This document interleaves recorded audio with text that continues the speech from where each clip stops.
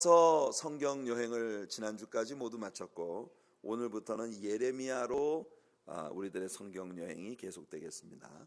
우리가 이제 성전 이전과 함께 교회의 모든 것을 좀 새롭게 다시 정비하는 그런 의미로 사도행전으로 우리가 이제 주일 말씀을 사도행전 그 심층 강해로 이렇게 말씀을 나누고, 수요일 저녁에는 그냥 일반 제목식 메시지로 수요 예배를 전환을 하고, 그렇게 우리가 예배 프로그램을 진행해 나갈 예정이었는데, 이 성전 매각에 대한 계약과 이런 일정들이 성전 이전까지 아직 시간이 좀 남아 있는 것 같아서 일단 예레미야 성경 여행으로 우리가 창세기부터 쭉 이사야서를 이제 마쳤고 예레미야까지 우리가 성경 여행을 마치고 사도행전으로 돌아가서 그 사도행전을 다시 나누는 그런 메시지로 나아갈까 생각하고 있습니다. 자, 오늘은 예레미야 1장과 2장을 우리가 성경 여행으로 함께 하겠습니다.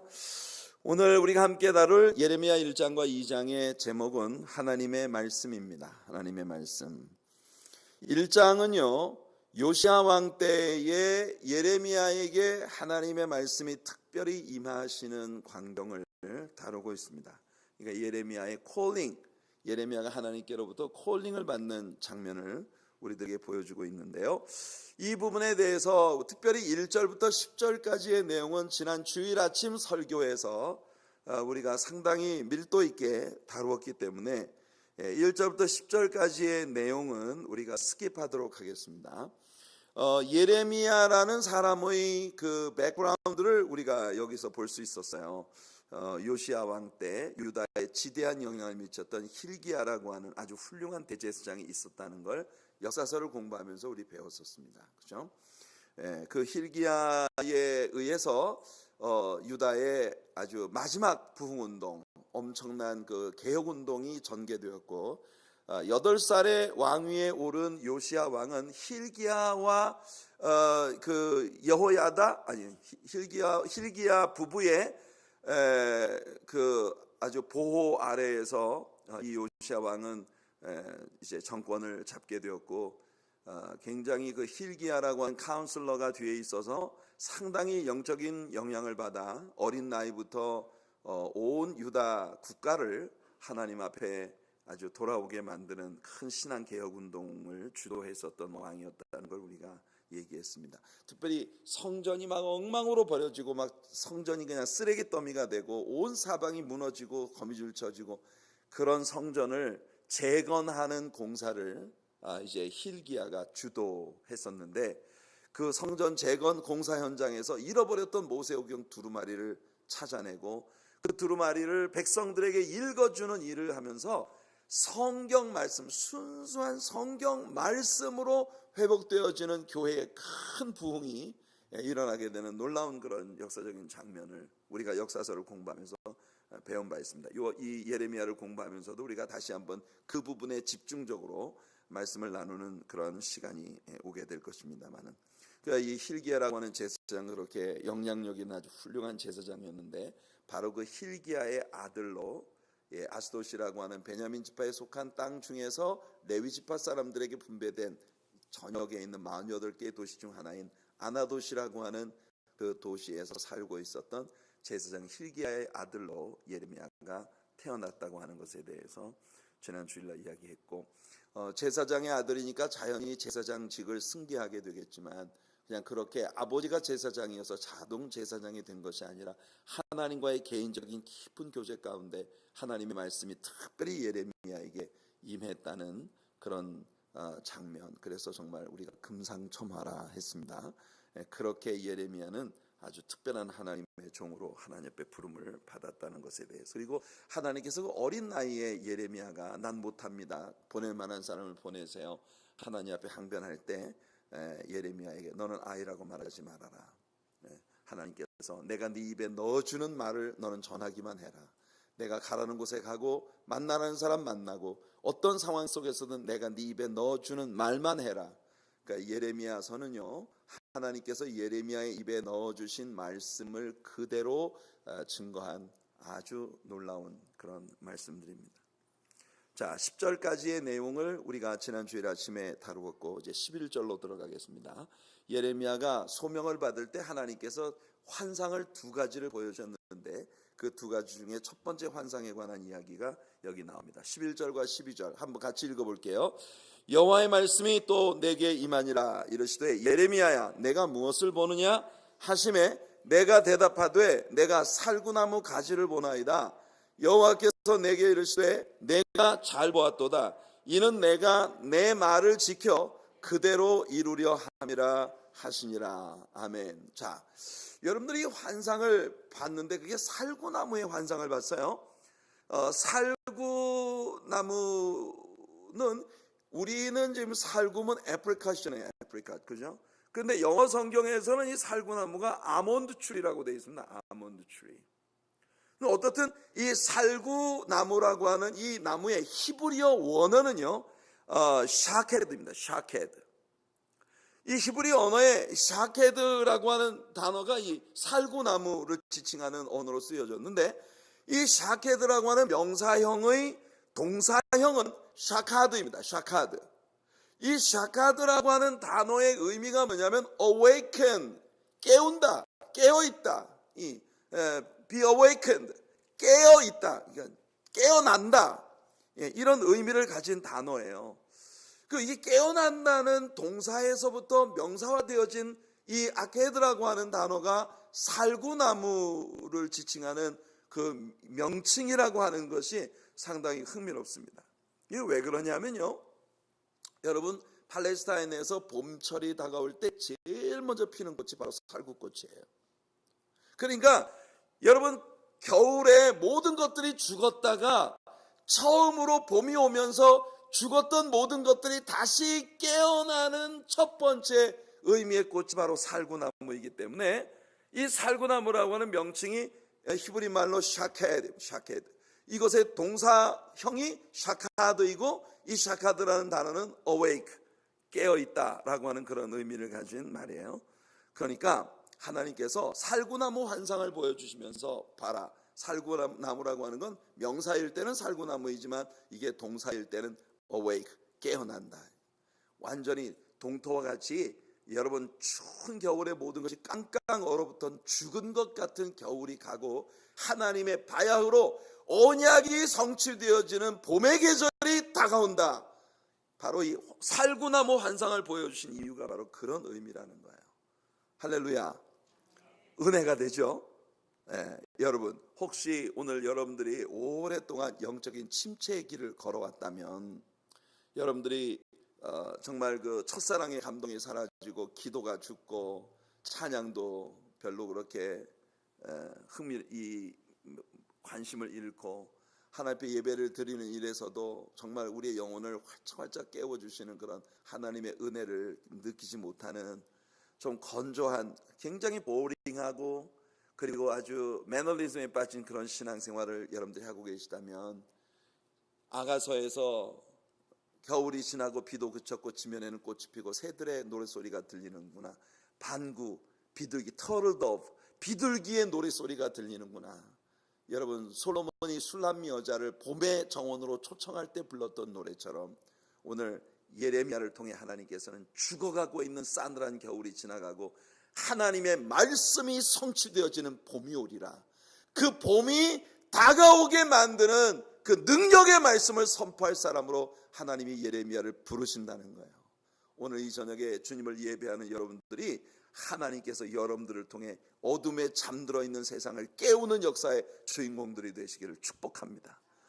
하나님 여러분들에게 능력을 부으시고 은혜를 주시고 특별히 이번 3주간 동안의 특별 새벽 기도회를 통해서 우리가 성령의 충만함을 받고 다가올 2019년 정말 깜깜한 어둠 속에 잠드는 겨울 같은 이 세상을 활짝 깨워낼 수 있는 영적인 하나님의 용사들로 여러분들을 세워주시는 귀한 은혜가 있기를 축복합니다. 자, 그리고 두 번째 환상을 하나님이 보여주십니다. 두 번째 환상을 보여주시는데 13절부터 16절까지 말씀이에요. 한번 같이 읽어볼게요. 13절부터 16절 시작. 여호와의 말씀이 다시 내게 임하니라. 이르시되 내가 무엇을 보느냐? 대답하되 끓는 가마를 보나이다. 그 윗면이 북에서부터 기울어졌나이다 하니 여호와께서 내게 이르시되 재앙이 북방에서 일어나 이 땅의 모든 주민들에게 부어지리라. 내가 북방 왕국들의 모든 족속들을 부를 것인즉 그들이 와서 예루살렘 성문 어귀에 각기 자리를 정하고 그 사방 모든 성벽과 유다 모든 성읍들을 치리라. 여호와의 말이니라. 무리가 나를 버리고 다른 신들에게 분향하며 자기 손으로 만든 것들에 절하였은즉 내가 나의 심판을 그들에게 선고하여 그들의 모든 죄악을 징계하리라. 자, 하나님께서 이제 예레미야에게 두 번째 보여주신 환상은 뭐냐면은 저 북쪽에 끓는 가마가 하나 보였어요.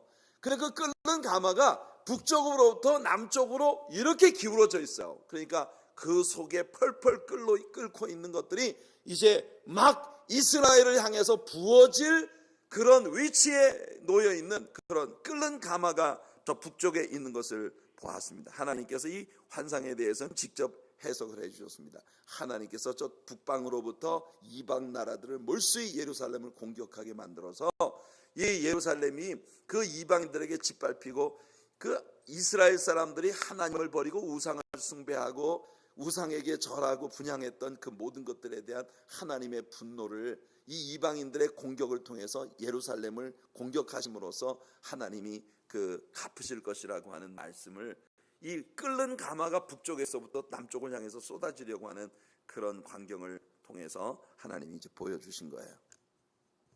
당연히 이 끓는 가마는 바벨론 나라가 유다를 곧 공격해 올 것에 대한 하나님의 예언이 담겨 있는 말씀입니다.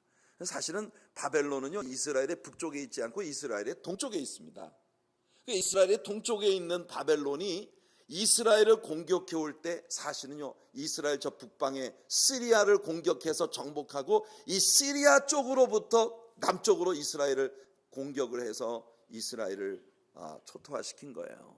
그러니까 여러분 이 바벨론이라는 나라가 북방으로부터 내려올 것을 하나님이 이 예언을 통해서 말씀해 주신 것입니다. 이스라엘이 하나님을 배신하고 우상을 숭배한 죄악들에 대해 바벨론을 통해 하나님이 징계를 내리실 것을 말씀하신 것이에요. 자, 17절부터 19절까지 이 환상에 잇대어서 하나님이 주시는 메시지를 한번 봅시다. 17절부터 19절 같이 읽을게요. 그러므로 너는 내 허리를 동이고 일어나 내가 내게 명령한 말을 다 그들에게 말하라. 그들 때문에 두려워하지 말라. 내가 그들 앞에서 두려움을 당하지 않게 하리라. 보라, 내가 오늘 너를 그 온 땅과 유다 왕들과 그 지도자들과 그 제사장들과 그 땅 백성 앞에 견고한 성읍 쇠기둥 노성벽이 되게 하였은즉 그들이 너를 치나 너를 이기지 못하리니 이는 내가 너와 함께하여 너를 구원할 것임이니라. 여호와의 말이니라. 할렐루야. 이렇게 북방으로부터 바벨론의 공격이 유다를 향해서 쏟아질 거예요. 이제 앞으로 예레미야가 전개되면서 지금 예레미야 1장은요 예레미야서의 일종의 서론과 같은 그런 개념으로 하나님께서 예레미야에게 주신 소명이 어떤 것인가를 두 개의 환상을 통해서 설명을 해주고 있는 거예요. 예레미야는요 싸늘한 겨울 동토의 왕국이 지나가고 봄의 계절이 오게 만드는 말씀의 사역자로 쓰임받을 거고, 그러나 그 하나님의 온전한 회복의 역사가 일어나기 전에 예레미야가 선포하는 그 말씀이 이루어지기 전에는 반드시 바벨론에 의해서 이스라엘이 공격을 받아서 아주 참담한 멸망이 이스라엘 땅에 유다 땅에 임하게 될 것에 대해서 하나님은 이 예언을 통해 끓는 가마의 환상을 통해서 말씀을 하고 계신 거예요. 그러나 이렇게 그 바벨론의 공격에 의해 유다가 멸망을 당하는 이런 그 상황에 대해 예레미야가 하나님이 주시는 말씀을 그대로 이스라엘 백성들에게 전할 때 굉장히 많은 사람들이 예레미야를 공격하고 예레미야를 괴롭게 하겠지만 하나님께서 말씀하시기를 내가 너를 성문이 되고 놋기둥이 되게 하고 쇠 장벽이 되게 해서 너를 철저하게 보호할 것이다. 하나님께서 그렇게 말씀을 하고 계십니다. 성도 여러분, 여러분들이 하나님께서 여러분과 함께 하시면 누구도 여러분들을 감당치 못합니다. 그러니까 여러분들 물질이 없고 뭐 세상적으로 자랑할 수 있는 뭐가 없어도 지난 주일 아침 설교를 기억하세요. 예레미야가 말했습니다. 하나님 나는 아입니다. 경험 없습니다. 경험 그까짓 거 필요 없다. 내가 너의 경험이 되어줄게. 하나님, 저 물질이 없습니다. 너 물질 없어도 괜찮아. 내가 너의 부가 되어줄게. 하나님, 나는 힘이 없습니다. 권력이 없습니다. 그런 거 필요 없어. 내가 너의 힘이 되어줄게. 너는 그냥 다만 내가 네 입에 넣어주는 말만 전해라. 우리는 예레미야에게 주신 하나님 말씀이 우리들에게 정말 큰 힘과 격려가 된다는 걸 우리가 깨달았어요. 여러분, 하나님이 여러분과 함께 하시면 여러분 승리합니다. 자, 그렇게 예레미야 서론을 하나님이 펼쳐주신 거예요. 2장으로 들어갑니다. 예레미야에게 임한 하나님의 말씀의 본격적인 내용이 여기에 시작됩니다. 지난 주일 설교에서도 이야기했습니다만 우리가 예레미야서를 공부하면서 끊임없이 반복적으로 듣게 되는 구절이 여호와의 말씀이 내게 임하니라 이르시되, 여호와의 말씀이 예레미야에게 임했다. 그 말씀을 예레미야가 있는 그대로 증거하는 이것이 예레미야 안에 계속 반복되고 있는 내용이라는 걸 우리가 다루었습니다. 자, 아마도 이 시점까지 예레미야는 아나돗에 살고 있었던 것 같은데요. 하지만 하나님께서 예레미야에게 예루살렘에 가서 하나님 말씀을 전하라고 하십니다. 그래서 예레미야는 예루살렘으로 내려갔습니다. 2절을 같이 읽겠습니다. 2절입니다. 가서 예루살렘의 귀에 외칠지니라. 여호와께서 이와 같이 말씀하시기를, 내가 너를 위하여 내 청년의 때의 인애와 내 신혼 때의 사랑을 기억하노니 곧 씨 뿌리지 못하는 땅 그 광야에서 나를 따랐음이니라. 우린 여기서 이스라엘과의 첫사랑의 기억을 그리워하시는 우리 하나님의 모습을 봅니다. 하나님께서는요, 이스라엘 나라에 대해서 너희들과 내가 첫사랑을 함께했던 너희들의 광야 생활을 나는 아직도 추억하고 있다. 너희는 나를 버렸고 너희는 나를 배신했지만 나는 아직도 너희들과 함께 나누었던 그 첫사랑의 달콤했던 시간, 씨를 뿌릴 수 없었고 물도 구하기 어려웠던 그런 엄청난 시련의 광야 길을 내가 온전히 너를 지켜 너희들과 함께하여 너희를 이 광야를 지나서 약속의 땅까지 오게 해줬을 때 너희들과 함께했던 그 광야에서의 달콤한 추억을 난 아직도 기억하고 있다. 이렇게 하나님께서 말씀하고 계셔요. 여러분, 성도로서 여러분들의 신앙생활이 처음 시작될 때 하나님과 함께 나누었던 첫사랑의 달콤한 추억들이 있지 않습니까? 여러분들은 시간이 지나고 또 신앙의 연륜이 깊어가면서 그 첫사랑의 감동들을 다 잊어버렸는지 몰라도 우리 하나님은 여러분과 함께 나누셨던 그 첫사랑의 감동과 사랑을 아직도 고스란히 기억하고 계시다는 거예요. 우리 하나님 참 좋으신 하나님이십니다. 그렇지 않습니까? 자, 3절 말씀을 보세요. 3절 시작. 이스라엘은 여호와를 위한 성물 곧 그의 소산 중 첫 열매이니 그를 삼키는 자면 모두 벌을 받아 재앙이 그들에게 닥치리라. 여호와의 말씀이니라. 자, 하나님께서는 여기에 아주 중요한 원칙을 선포합니다. 이스라엘은 여호와를 위한 성물이라고 하셨어요. 이 구절은 킹 제임스 버전에서 Israel was holiness unto the Lord라고 이렇게 번역이 되어 있습니다. 이 말은 이스라엘은 여호와 앞에 거룩함이니라, 여호와 앞에 성결이니라. 여러분 기억나십니까? 제사장이 하나님의 성전에 들어갈 때 그가 입는 의관 가운데 이 제사장의 머리에는 정금으로 만들어진 플레이트에 Holiness unto the Lord, 여호와께 성결이라 라고 쓰여진 그런 이 머리에 쓰는 관의 앞부분에 그 글귀가 새겨져 있는 띠를 두르고 하나님 앞에 나가도록 되어 있었던 것을 우리가 배웠습니다. 이스라엘 자손들은 하나님 앞에 바로 이 Holiness unto the Lord, 이 구절을 매일 보면서 그들의 마음을 성결하게 해야 할 그런 그 사명을 하나님께서 그들에게 주셨던 거예요. 이스라엘은 하나님의 첫 열매였습니다. 따라서 하나님은 이스라엘을 지켜주셨고 역사 가운데에서 누구든 이스라엘을 괴롭히는 자들은 하나님께서 반드시 보복하셨어요. 이게 여러분 역사가 우리들에게 들려주는 교훈입니다. 역사 가운데 이스라엘을 괴롭히고 살아남은 자가 없습니다. 그건 창세기 22장에서 벌써 하나님께서, 창세기 12장에서 벌써 하나님께서 아브라함을 부르실 때 아브라함에게 주셨던 언약이에요. 내가 너를 축복하는 자를 축복하겠고 너를 저주하는 자를 저주하겠다. 하나님은 아브라함을 당신의 백성으로 삼으시면서 그 언약을 주셨는데 아브라함의 후손인 이스라엘을 괴롭히는 자는 역사 가운데서 하나님이 반드시 보복하셨다. 하나님 그 원칙을 분명히 하셨습니다. 하나님은 4절과 5절에서 이스라엘 백성들에게 내가 너희들에게 뭘 잘못했기에 너희가 이렇게 나를 떠나 악한 길로 행하느냐고 묻고 계십니다. 참 기막힌 거예요. 여러분, 하나님은 아직도 첫사랑에 대한 그 감동과 사랑을 기억하고 계시는데, 이스라엘은 가나안 땅에 들어와서 여러분 광야를 지날 때는 하나님을 철저히 의지했어요. 하나님 의지하지 않으면 한 발짝도 갈 수 없었던 것이 광야였습니다.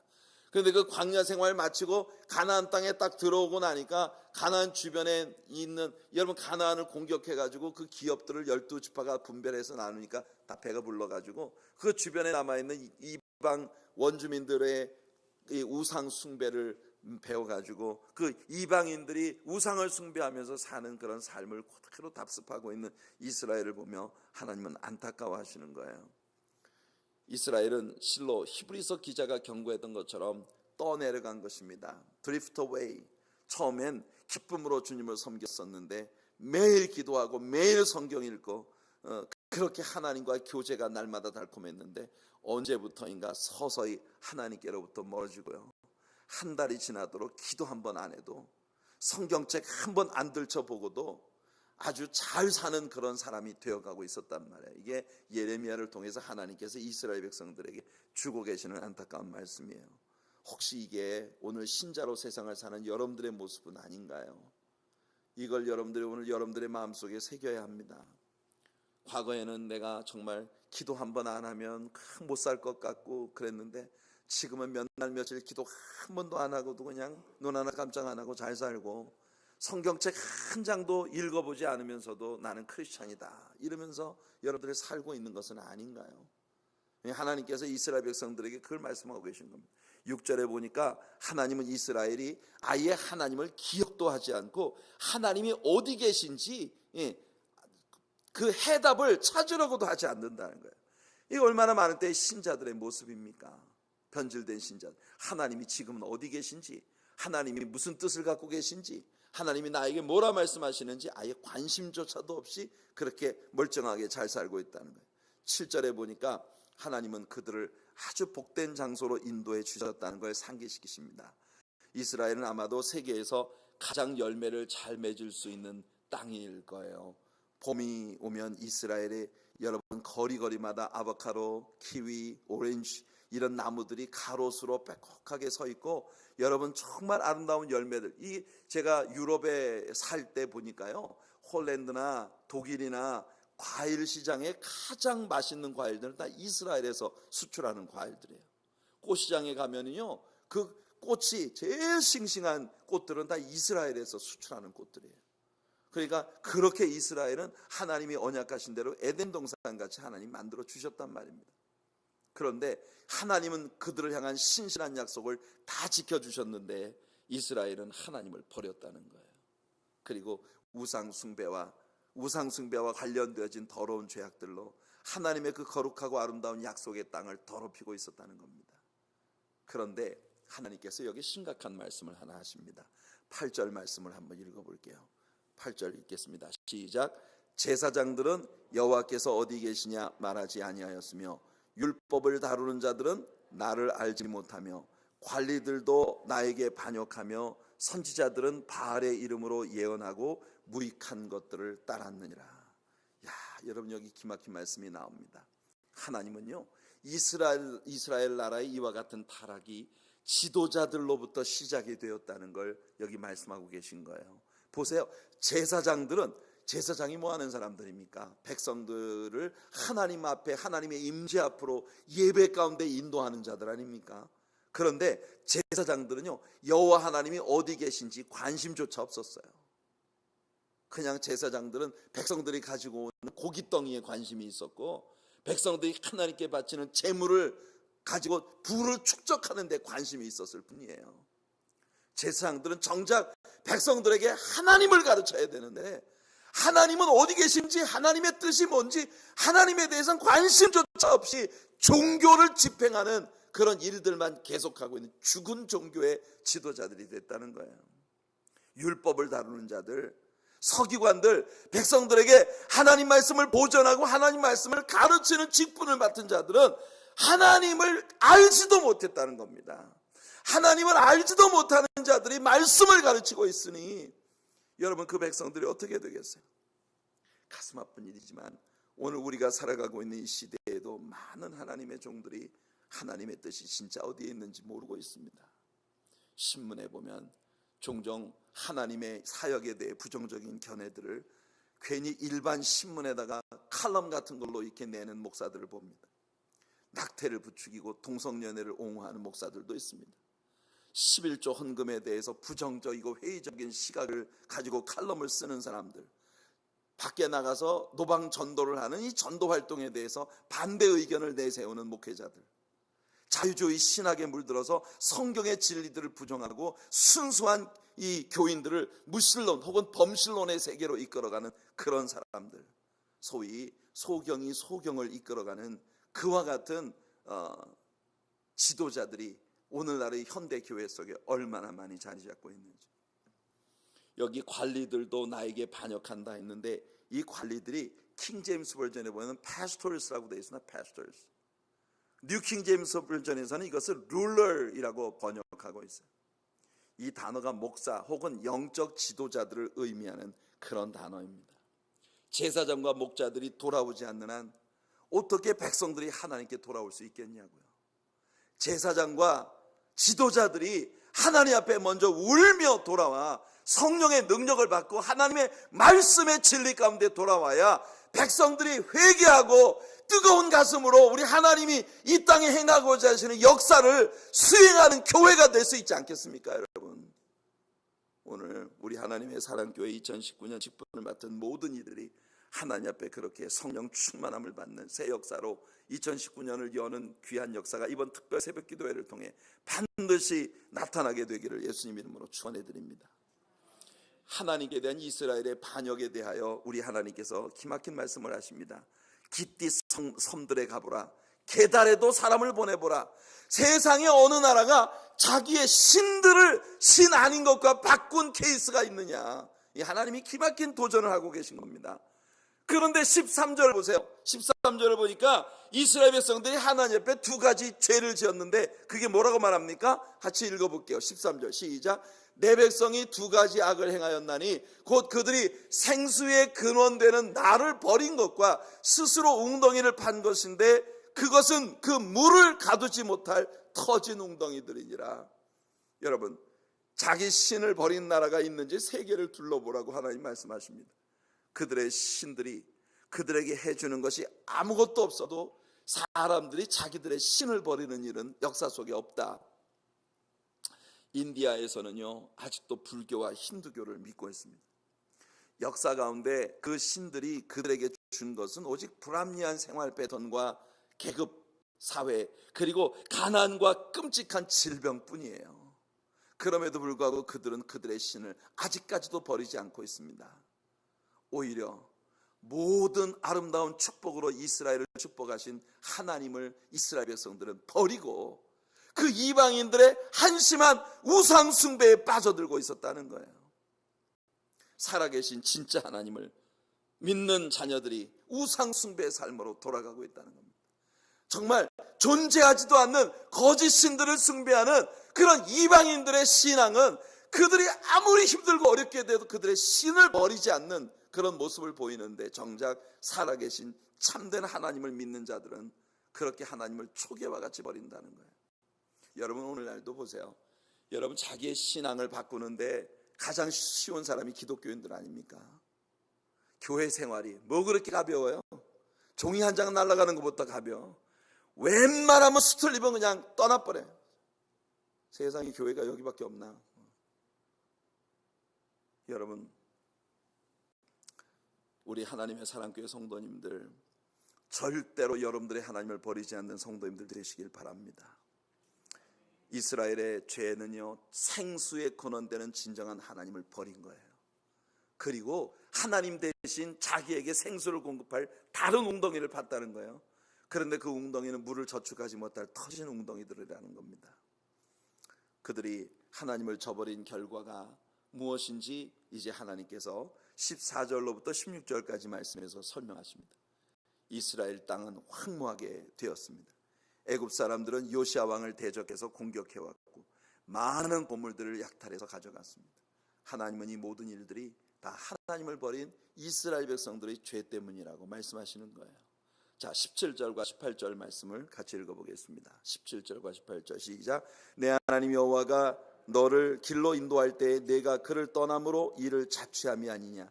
내가 시올의 물을 마시려고 애굽으로 가는 길에 있으면 어찌 됨이며 또 내가 그 강물을 마시려고 아수르로 가는 길에 있으면 어찌 됨이냐. 보세요.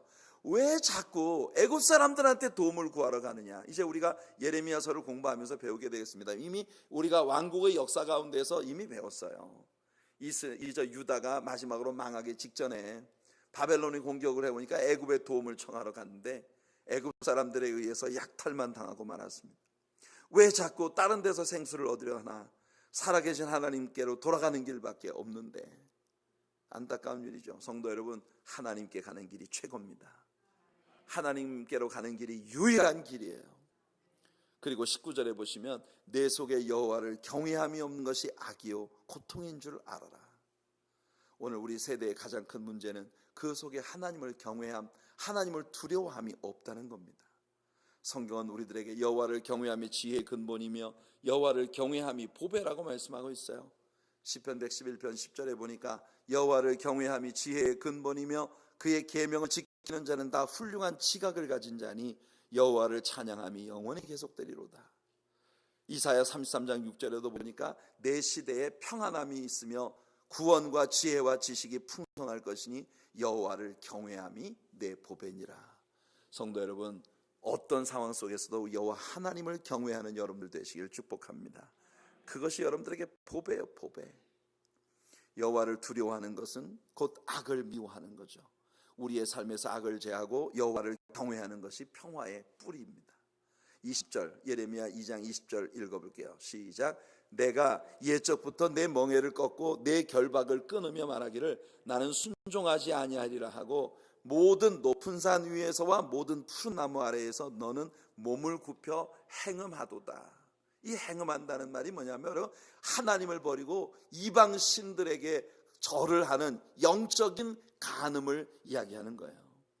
하나님께서 이스라엘 사람들이 가나안 땅에 들어오기 전에 신명기를 통해서 말씀하시기를 너희가 가나안 땅에 들어가 보면 이 가나안 원주민들이 푸른 나무 아래든지 높은 산이든지 강가에든지 가는 데마다 우상을 숭배하고 있는 흔적들이 보일 거야.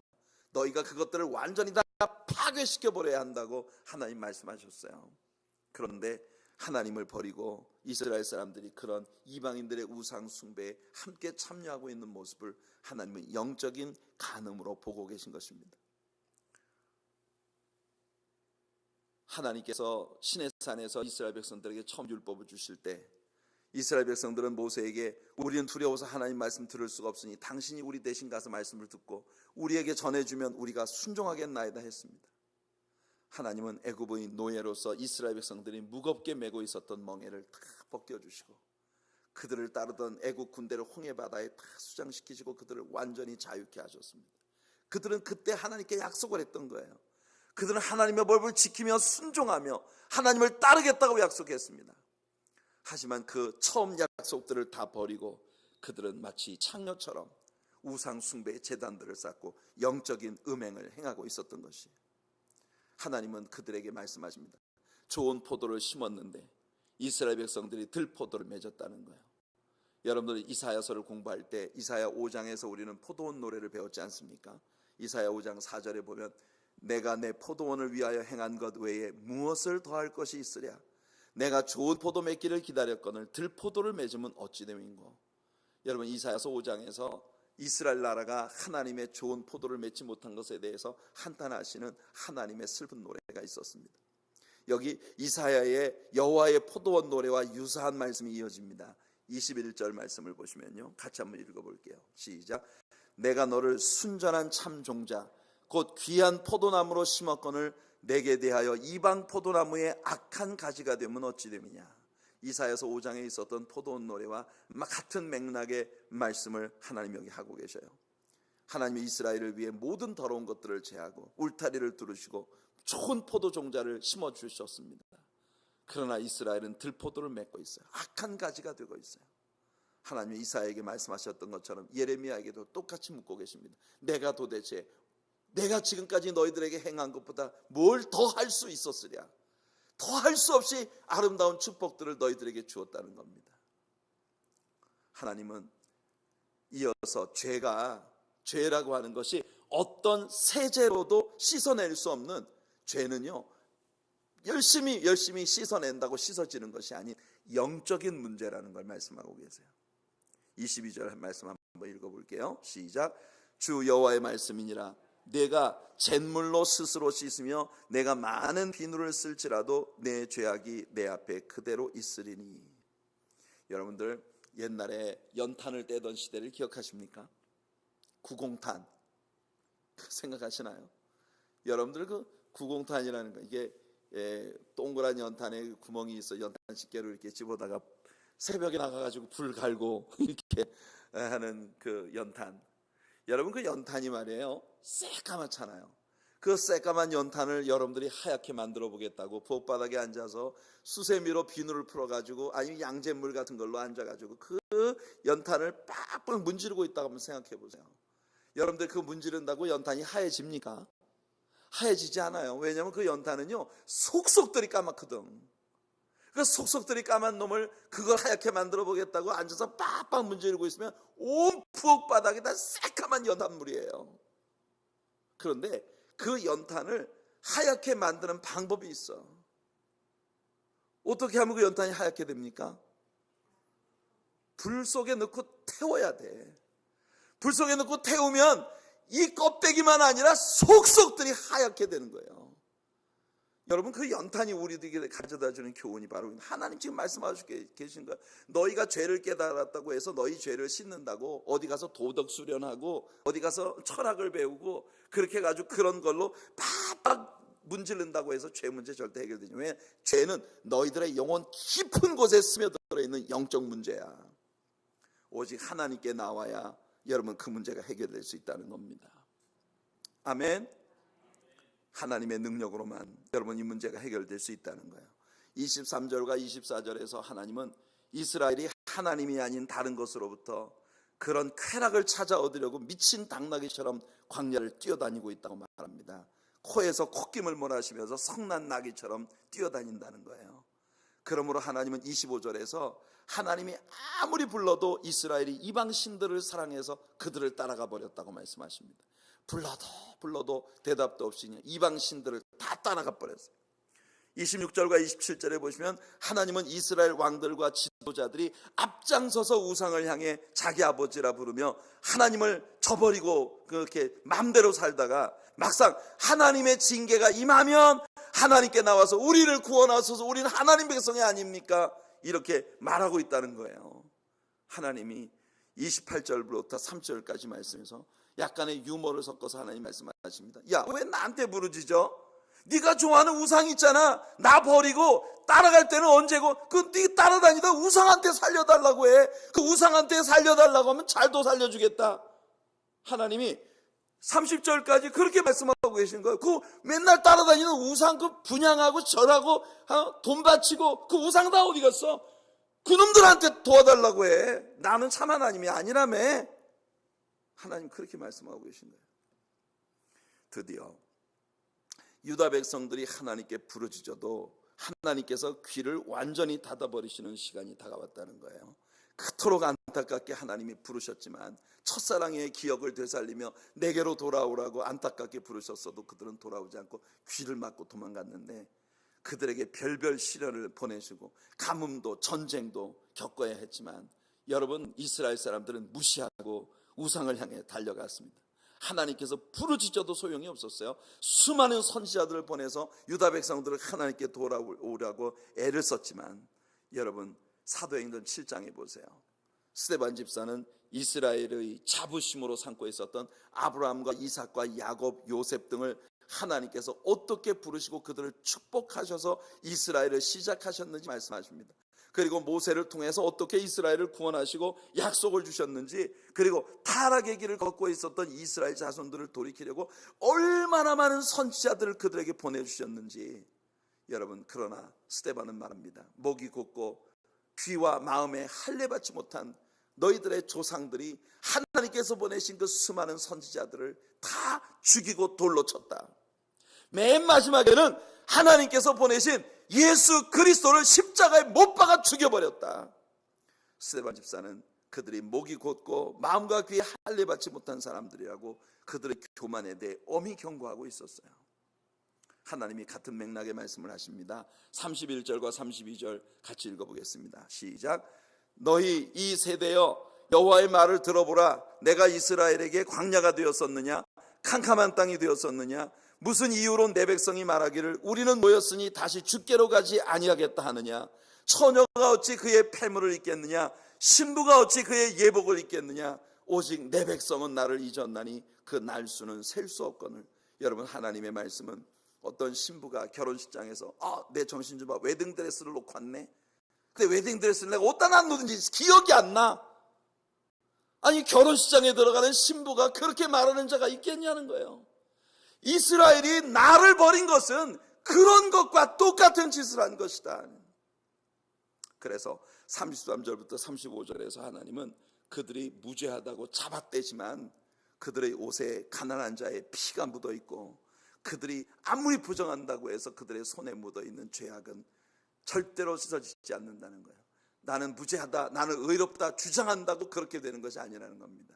Sin is sin. 하나님께서 그렇게 말씀하고 계신 거예요. 자, 그래서 36절 37절 마지막 두 절입니다. 같이 읽겠습니다. 내가 어찌하여 내 길을 바꾸어 부지런히 돌아다니느냐? 내가 아수르로 말미암아 수치를 당함 같이 또한 애굽으로 말미암아 수치를 당할 것이라. 내가 두 손으로 내 머리를 싸고 거기서도 나가리니 이는 내가 의지하는 자들을 나 여호와가 버렸으므로 내가 그들로 말미암아 형통하지 못할 것입니다. 그들은요 끝내 하나님을 의지하지 않고 애굽의 손을 벌립니다. 그러나 하나님은 그들이 아수르를 통해 고통받았던 것처럼 이제 애굽인들을 인해서 같은 고통을 받게 될 것이라고 말씀하고 계십니다. 예레미야서는 이렇게 답답한 첫사랑을 잃어버린 하나님의 가슴 아픈 연가로 시작이 되었습니다. 이렇게 하나님의 슬픈 눈물로 시작이 되어진 예레미야가 어떻게 전개될지 여러분 궁금하지 않으십니까? 네, 오늘 저녁에 같이 말씀을 우리가 1장과 2장을 나누었습니다마는 여러분들이 수요일 저녁에 오시기 전에 성경을 꼭 읽어가지고 오세요. 그러면 수요일 저녁 말씀을 공부할 때 여러분들이 배우는 말씀이 귀에 쏙쏙 들어올 거예요. 만일 여러분들이 말씀을 전혀 읽지 않고 오시면 제가 말씀을 할 때 자꾸 맥을 놓치게 됩니다. 그러면 여러분들이 졸리게 되는 거예요. 그러니까 여러분들 오늘 예레미야 1장과 2장을 통해서 하나님의 가슴 아픈 연가를, 슬픈 연가를 우린 보았습니다. 여러분, 하나님을 짝사랑을 잃어버린 슬픈 연가를 부르는 이로 만들지 마시기를 바랍니다. 늘 하나님과의 첫사랑의 감동이 살아있고 하나님으로 인하여 늘 행복한 우리 하나님 백성들의 삶이 되기를 예수님의 이름으로 축복해 드립니다.